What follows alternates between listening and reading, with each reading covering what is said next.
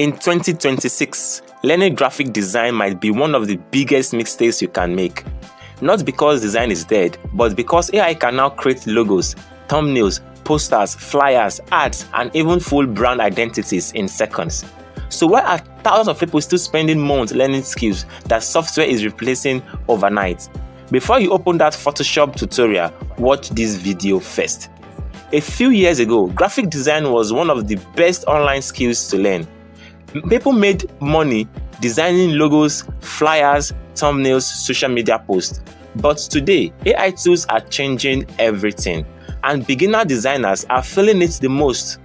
Most people learn graphic design to make money online, but businesses no longer need beginner designers for simple work.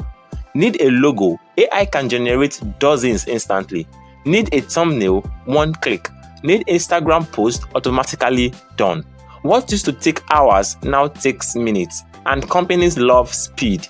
Another problem: everyone is learning graphic design. The internet is filled with cheap logo designers, Canva editors, thumbnail creators. Now, thousands of people offer exact same services, and AI is making the competition even worse. But here is the truth: graphic design itself is not dead, but basic design is.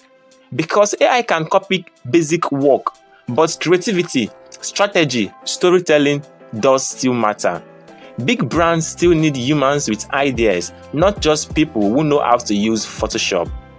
So you should learn graphic design in 2026. If you only want to make basic flyers, designs, and logos, probably not.